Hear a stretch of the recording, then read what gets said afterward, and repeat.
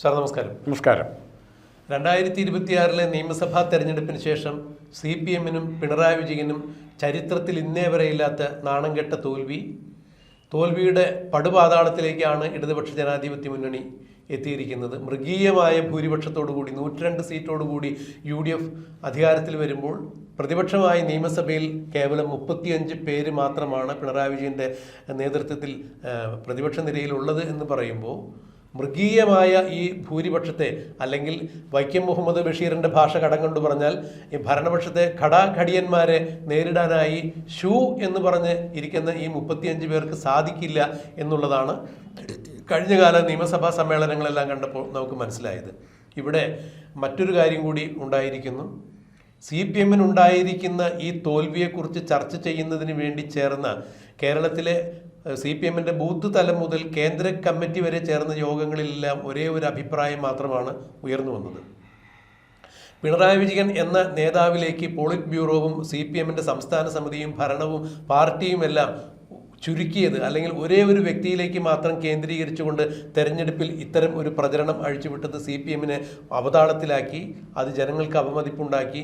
ഭരണത്തിൻ്റെ നേട്ടങ്ങളെക്കുറിച്ച് സംസാരിക്കുമ്പോൾ CPM എന്ന പാർട്ടി ഇടതുപക്ഷത്തിൻ്റെ പ്രസക്തിയും പ്രാധാന്യവും ജനങ്ങൾക്കിടയിലേക്ക് എത്തിക്കാൻ സാധിച്ചില്ല എന്നൊക്കെ തന്നെയാണ് വിലയിരുത്തൽ വന്നിരിക്കുന്നത്. എന്നാൽ അതെല്ലാം പിന്നീട് പിണറായി വിജയനും MV ഗോവിന്ദനും വെട്ടിത്തിരുത്തി കീഴ്ഘടകങ്ങളിലേക്ക് അയച്ചത് നേതൃത്വത്തിനും പൊതുവായുള്ള ഉത്തരവാദിത്തമാണ് തോൽവിയുടെ ഉത്തരവാദിത്തം. ഏതെങ്കിലും നേതാക്കളെ പേരെടുത്ത് പറഞ്ഞ് കോർണർ ചെയ്യേണ്ട കാര്യമില്ല, ഏതെങ്കിലും വ്യക്തികൾക്കല്ല ഇതിൻ്റെ ഉത്തരവാദിത്തം എന്ന് പറഞ്ഞു. പക്ഷേ ഇന്നലെയും ഇന്നും ഇപ്പോൾ CPM-ൻ്റെ സംസ്ഥാന സമിതി ചേരുന്നു തിരുവനന്തപുരത്ത്. ഈ സമിതിയിൽ MA ബേബി എന്ന ദേശീയ സെക്രട്ടറി ആദ്യം പറഞ്ഞത് ഈ സംസ്ഥാന നേതൃത്വം മാറുന്ന കാര്യം ഉൾപ്പെടെ ഇതിൽ ചർച്ച ചെയ്യാവുന്നതാണ്. അതായത് പിണറായി വിജയനെയും MV ഗോവിന്ദനെയും നീക്കം ചെയ്യുന്നതിന് വേണ്ടിയുള്ള തീരുമാനങ്ങളും ആലോചനകൾ വരെ നിങ്ങൾക്ക് ഇവിടെ സംസ്ഥാന സമിതിയിൽ ചർച്ച ചെയ്യാമെന്ന് സംസ്ഥാന സമിതി അംഗങ്ങളോട് ഈ ദേശീയ സെക്രട്ടറി തുറന്നു പറയുമ്പോൾ തോൽവിക്ക് ആധാരമായിട്ടുള്ളത് പിണറായി വിജയനും MV ഗോവിന്ദനും തന്നെയാണ് പ്രധാന കാരണം. അവർക്കെതിരെ നടപടി ഉണ്ടാവുന്ന തരത്തിലേക്കുള്ള കാര്യങ്ങൾ ചർച്ച ചെയ്യാം എന്ന് പറയുമ്പോൾ പിണറായി വിജയനും MV ഗോവിന്ദനും അതിവിദൂരമല്ലാത്ത ഭാവിയിൽ CPM-ൻ്റെ ഈ ഇപ്പോൾ വഹിക്കുന്ന സ്ഥാനങ്ങളെല്ലാം വിട്ടൊഴിയേണ്ടി വരും എന്നുള്ളതിൻ്റെ കൃത്യമായ സൂചന. മാത്രമല്ല സെപ്റ്റംബർ 13-ാം തീയതി വിപുലീകരിച്ച ഒരു സംസ്ഥാന സമിതി കോഴിക്കോട് ചേരാൻ തീരുമാനിച്ചിരിക്കുന്നു. കാരണം ഈ കുറി 2024 നിയമസഭാ തെരഞ്ഞെടുപ്പിൽ ഏറ്റവും കൂടുതൽ നഷ്ടം സംഭവിച്ചിരിക്കുന്നത് കോഴിക്കോട് മേഖലയിലാണ്. അതുകൊണ്ട് തന്നെ അതെ, മരുമകൻ്റെ ജില്ല. അതുകൊണ്ട് തന്നെ CPM-ൻ്റെ ഈ വിപുലീകരിച്ച സംസ്ഥാന സമിതി കോഴിക്കോട് വെച്ച് ചേരുമ്പോൾ തീർച്ചയായും CPM-ൽ നിന്നും CPM-ൻ്റെ അധികാര കേന്ദ്രങ്ങളിൽ നിന്നും പിണറായി വിജയനെയും MV ഗോവിന്ദനെയും പടിയിറക്കി വിടാൻ പോകുന്ന ഒരു യോഗമായിരിക്കും കോഴിക്കോട് വെച്ച് നടക്കുന്ന വിപുലീകരിച്ച CPM-ൻ്റെ യോഗത്തിൽ നടക്കുക എന്നുള്ളതാണ് ഇപ്പോൾ രാഷ്ട്രീയ നിരീക്ഷകർ ചൂണ്ടിക്കാണിക്കുന്നത്. എങ്ങനെയാണ് ഒരു മുതിർന്ന മാധ്യമ പ്രവർത്തകൻ എന്ന രീതിയിൽ, രാഷ്ട്രീയ നിരീക്ഷകൻ എന്ന രീതിയിൽ രാജ്മോഹൻ സാർ ഇതിനെ വിലയിരുത്തുന്നത്? ഇതിൽ ഇപ്പോൾ CPM ഒഴിച്ച് വേറെ ഏത് പാർട്ടിയിലാണെങ്കിലും അതിൻ്റേതായ വിമർശനങ്ങൾ നേരെ പണ്ടേ ഉണ്ടാകുമായിരുന്നു. അടുത്ത ദിവസം വരെ, അതായത് സെൻട്രൽ കമ്മിറ്റി കൂടുന്നതിൻ്റെ തലേ ദിവസം വരെ പിണറായി വിജയൻ അസേർട്ടീവായിരുന്നു. പാർട്ടിയുടെ കാര്യങ്ങൾ അഭിപ്രായം പറയാനും, അത് നിങ്ങൾ പറയുന്ന പോലെ ഞങ്ങൾ എന്നുള്ള വാക്കാണ് ഉപയോഗിച്ചത്. ഞങ്ങൾ ഒരാൾക്കല്ല, പിണറായിക്ക് മാത്രമല്ല, ഗോവിന്ദന് മാത്രമല്ല, ബേബിക്ക് മാത്രമല്ല, തോമസ് ഐസക്കിന് മാത്രമല്ല, ചിന്താ ജെറോമിന് വരെ അതിൻ്റെ അകത്ത് ഉത്തരവാദിത്തമുണ്ട് എന്ന് പറഞ്ഞൊഴിയാനാണ് സമർത്ഥമായിട്ട് നേതൃത്വത്തിൻ്റെ കൂട്ടായ ഉത്തരവാദിത്തം. ഇന്ന് ഒരു വ്യത്യാസം നോക്കാം. ഇന്ന് വീണാ വിജയനെ ആദ്യം ചോദ്യം ചെയ്യാനായിട്ട് വാടക വീട്ടിലേക്ക് ED ഉദ്യോഗസ്ഥന്മാരെ തല്ലി ഓടിക്കാനും കൂവി ഓടിക്കാനും മുട്ടയെറിഞ്ഞ് ഓടിക്കാനും ഒക്കെ ഇഷ്ടംപോലെ സഖാക്കൾ ചെഗുവേരയുടെ ജേഴ്സി ഇട്ടിട്ട് വന്നിട്ടുണ്ടായിരുന്നു. പക്ഷേ അത് കഴിഞ്ഞപ്പോൾ 2-3 പ്രാവശ്യമെങ്കിലും വീണാ വിജയനെ ചോദ്യം ചെയ്യാൻ കൊച്ചിയിലൊക്കെ വിളിച്ചിട്ടുണ്ട്, റെയ്ഡും നടന്നിട്ടുണ്ട്. അപ്പോഴൊന്നും ഈ സഖാക്കളെ ആരും കണ്ടില്ല എന്നുള്ള മാറ്റം തിരിച്ചറിയാൻ പിണറായി വിജയന് പറ്റണമായിരുന്നു, സാധിക്കണമായിരുന്നു.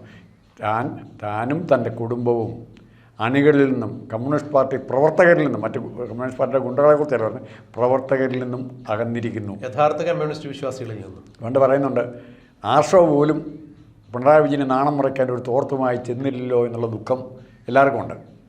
അത്രയ്ക്ക് ദയനീയമായി സംഘടനാ സംവിധാനമായി കഴിഞ്ഞ കാലഘട്ടത്തിലാണ് ആര് നിൽക്കുന്നത്?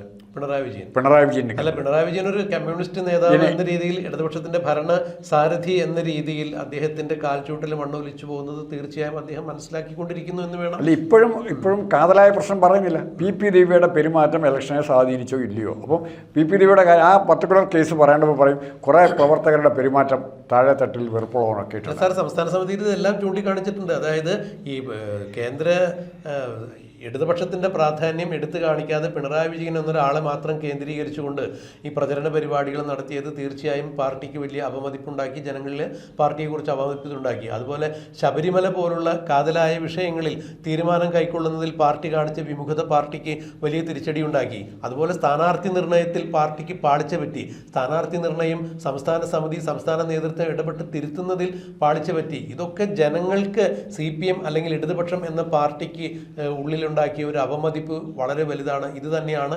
തെരഞ്ഞെടുപ്പിന്റെ കാരണം എന്ന് ചൂണ്ടിക്കാണിക്കുമ്പോൾ ഇതിനൊക്കെ കാരണക്കാരനായി നിലകൊള്ളുന്നത് പിണറായി വിജയനും MP ഗോവിന്ദനും തന്നെയാണ്. അതുകൊണ്ട് ഈ നേതൃത്വത്തെ മാറ്റുന്ന കാര്യത്തിൽ പോലും നിങ്ങൾക്ക് തീരുമാനമെടുക്കാം, ആലോചനകൾ മുന്നോട്ട് വയ്ക്കാം, അഭിപ്രായങ്ങൾ തുറന്നു പറയാമെന്ന് MA ബേബി മുൻകൂറായി തന്നെ കാര്യങ്ങൾ വിശദീകരിക്കുമ്പോൾ ഒരു കാര്യം ഉറപ്പായിരുന്നു, പിണറായി വിജയന് പുറത്തേക്ക് പോകാനുള്ള വാതിൽ തുറന്നിരിക്കുന്നു CPM. ഇവർക്ക് ഉദാഹരണം പറയാം. ഇപ്പോൾ ഡൽഹിയിൽ പാറ്റ എന്ന് പറയുന്ന സമരം CJPയുടെ സമരം നടക്കുകയാണ്. ഈ CJPയുടെ സമരം നടക്കുമ്പം അതിന് അനുകൂലിക്കാനോ പ്രതികൂലിക്കാനോ പറ്റാത്ത അവസ്ഥയിൽ നിന്നും അവരോടൊപ്പം നിൽക്കാൻ CPM തീരുമാനിക്കുന്നു. ഇന്നലെ വളരെ ദയനീയമായിരുന്നു.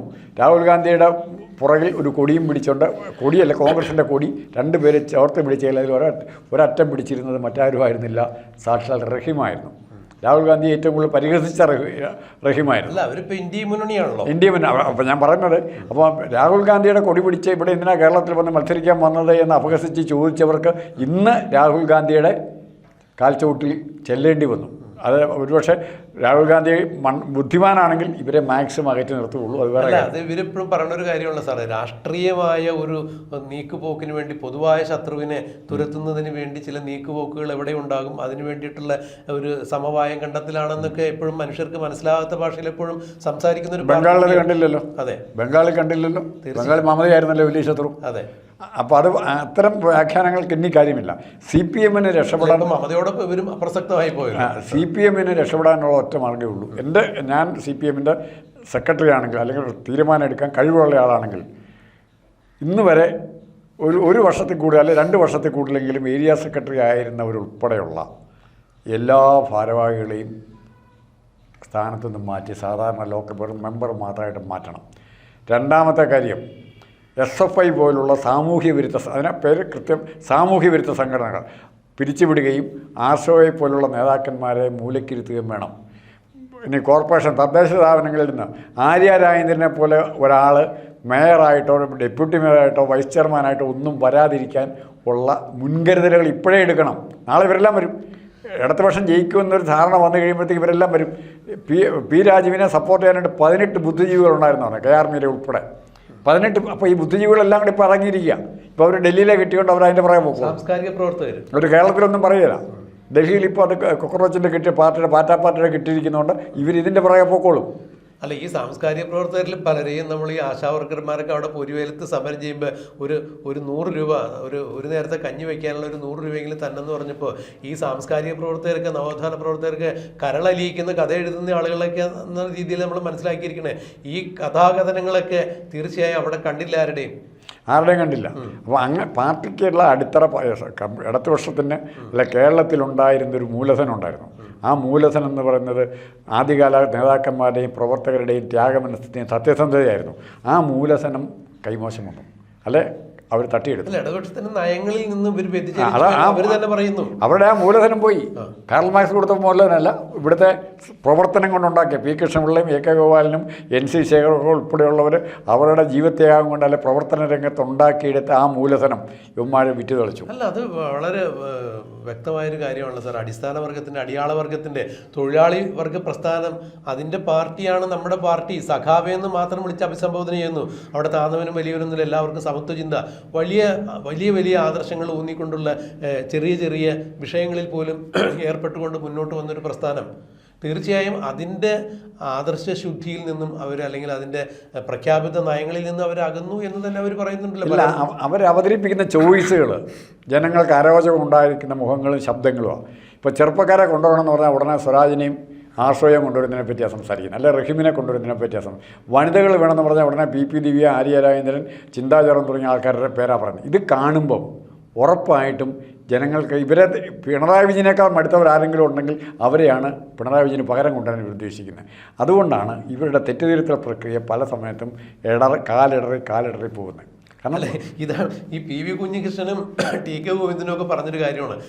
MV ജയരാജൻ പറഞ്ഞല്ലോ, പാർട്ടിയിൽ നിന്ന് പോയവർ തിരിച്ചു വരണം. ശരി, എന്താണ് തെറ്റെന്താണ് എന്ന് ചൂണ്ടിക്കാണിച്ചാലേ തെറ്റ് തിരുത്താൻ പറ്റുള്ളൂ എന്നുള്ള PV കുഞ്ഞികൃഷ്ണനും TK ഗോവിന്ദനൊക്കെ പല പ്രസ്താവനയിലും സൂചിപ്പിക്കാൻ നമ്മൾ കേട്ടിട്ടുണ്ട്. ഈ തെറ്റ് തിരുത്തണം എന്ന് പറയുമ്പോൾ പാർട്ടിക്ക് ഇന്നേ വരെ പറ്റിയിട്ടുള്ള അപജയങ്ങൾ 10-15 വർഷം കഴിഞ്ഞ് അവർക്ക് മനസ്സിലാവുന്ന തരത്തിലേക്കാണ് കാര്യങ്ങൾ മാറുന്നത്. ശബരിമലയിൽ കൈപൊള്ളി എന്നുള്ളത് അടുത്ത തെരഞ്ഞെടുപ്പ്, നിയമസഭാ തെരഞ്ഞെടുപ്പിന്റെ കാലത്താണ് ഇവർക്ക് മനസ്സിലാവുന്നത്. അത് കഴിഞ്ഞ് റിസൾട്ട് വന്നു കഴിഞ്ഞാൽ അതുപോലെ പല വിഷയങ്ങളിലും ഇവർ ഒരു 5 കൊല്ലം പുറകോട്ട് പോകുന്ന, അല്ലെങ്കിൽ പിറകിൽ ചിന്തിക്കുന്ന ഒരു പാർട്ടിയായി മാറുമ്പോൾ വികസന കാര്യത്തിലും അങ്ങനെ തന്നെയായിരുന്നല്ലോ. കമ്പ്യൂട്ടറും ട്രാക്ടറും കാൽക്കുലേറ്ററും എല്ലാം വന്നു കഴിഞ്ഞപ്പോൾ എതിർത്തിരുന്ന ആളുകളാണ്. മുൻപേ പറക്കാൻ ഒരിക്കലും സാധിക്കുന്നില്ല. അപ്പോഴെല്ലാം തൊഴിലിടങ്ങൾ നഷ്ടമാകും. ഇവരുടെ പ്രശ്നം എന്ന് പറഞ്ഞാൽ മുമ്പേ പറക്കാൻ സമ്മതിക്കുന്നില്ല എന്ന് മാത്രമല്ല, മുമ്പിൽ ആരെങ്കിലും ഒന്ന് പോകുന്നുണ്ടെങ്കിൽ അവൻ്റെ കാലെ പിടിച്ച് പുറകോട്ട് വലിച്ച് താഴോട്ട് ഇടും. ഞണ്ടുകളുടെ അവസ്ഥയാണ്. പുരോഗമനം എന്ന് പറഞ്ഞിട്ടുണ്ടെങ്കിൽ പശ്ചാത്തലമായിട്ട് മാറുകയാണ് ഇവരെ സംബന്ധിച്ചിടത്തോളം.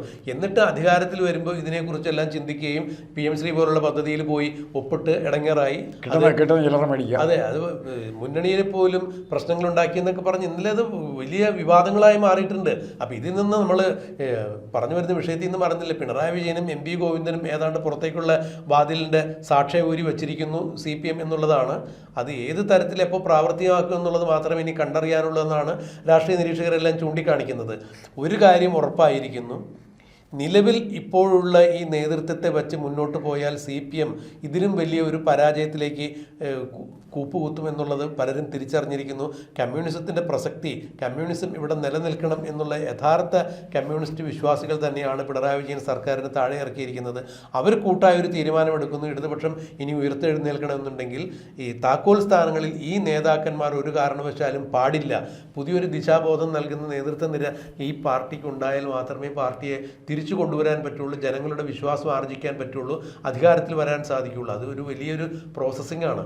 എത്ര നാളുകൊണ്ടത് സാധിക്കുമെന്നുള്ളത് ഇവർക്ക് തന്നെ അറിയില്ല. പക്ഷെ ഒരു കാര്യം അവർ മനസ്സിലാക്കിയിരിക്കുന്നു, എത്രയും വേഗം ഇതിൻ്റെ തലപ്പത്തിരിക്കുന്ന ആളുകൾ മാറിയാലേ ഈ പാർട്ടിക്ക് ഒരു ഇഞ്ചെങ്കിലും മുന്നോട്ട് പോകാൻ പറ്റുള്ളൂ, ജനവിശ്വാസം ആർജിക്കാൻ പറ്റുള്ളൂ എന്ന് പറയുമ്പോൾ തീർച്ചയായും അത്തരത്തിലൊരു നടപടി അനിവാര്യം തന്നെയാണ്. അതെപ്പോഴും ഉണ്ടാകും എന്നുള്ളത് നമുക്ക് കാത്തിരിക്കാം. എന്തായാലും സെപ്റ്റംബർ 13 ചേരുന്ന 2 ദിവസം എടുത്തു ചേരുന്ന നിർണായകമായ ആ യോഗത്തിനപ്പുറത്തേക്ക് അത് പോകാൻ സാധ്യതയില്ല എന്നാണ് ഇപ്പോൾ മനസ്സിലാക്കാൻ കഴിയുക.